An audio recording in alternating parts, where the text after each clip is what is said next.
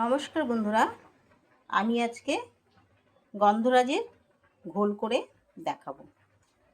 তার জন্য আমি গন্ধরাজ লেবু নিয়েছি, গন্ধরাজের পাতা নিয়েছি, পুদিনা পাতা নিয়েছি, বিট নুন নিয়েছি, ব্ল্যাক সল্ট আর দই নিয়েছি, আর আইস দরকার হবে। আমি দইটা মিক্সিতে ঢেলে দিলাম। এবার এখানে 4-5টা পুদিনার পাতা দিয়ে দিলাম, আইস ঢেলে দিলাম,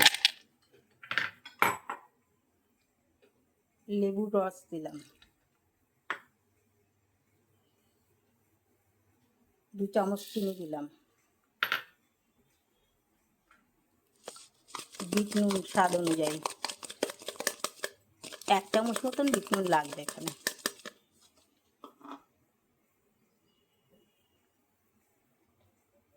অল্প জল দিলাম,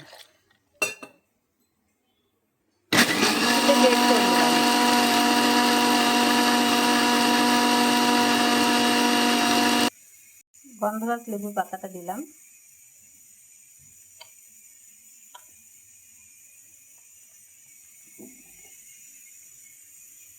এবার গন্ধরাজের ঘোলটা ঢালছি।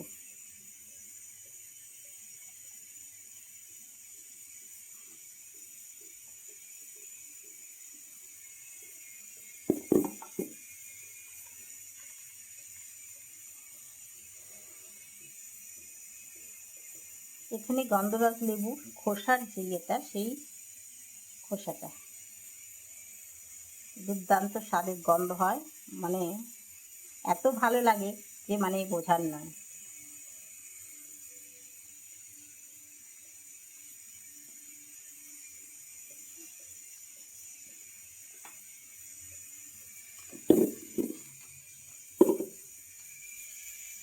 দেখো বন্ধুরা, দুর্দান্ত স্বাদের গন্ধরাজ ঘোল।